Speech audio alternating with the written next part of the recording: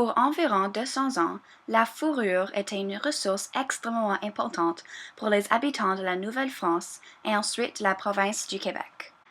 Les Européens avaient amené plusieurs produits de fer et d'autres outils que les Amérindiens ne connaissaient pas.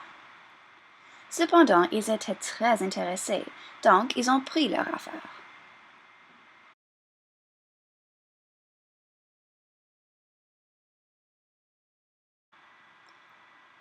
Après quelques négociations, les Européens et les Amérindiens créent un accord.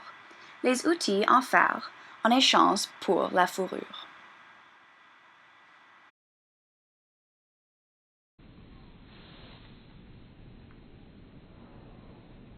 Ce commerce s'était amplifié pendant le début du XVIIe siècle.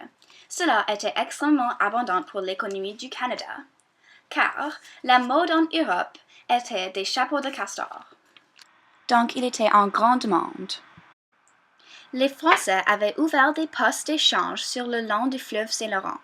Les Amérindiens s'y retrouvent pour faire l'échange. Ils échangeaient les outils, les chaudrons en fer et même des vêtements.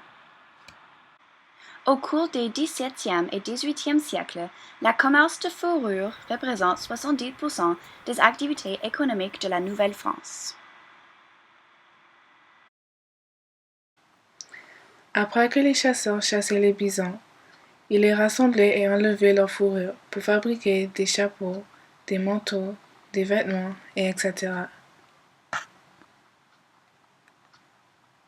Avec les armes qu'ils fabriquaient eux-mêmes, ils chassaient les bisons. Ils étaient vraiment utiles.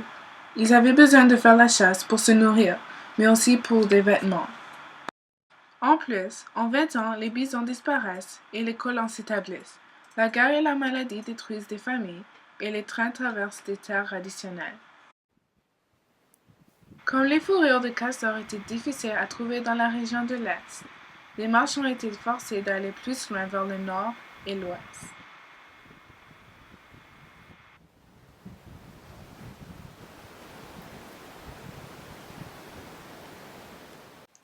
Les arcs étaient fabriqués en bois, généralement à partir de l'icorée. Le tomahawk, le couteau, le lance, les armes à feu étaient vraiment populaires comme des armes.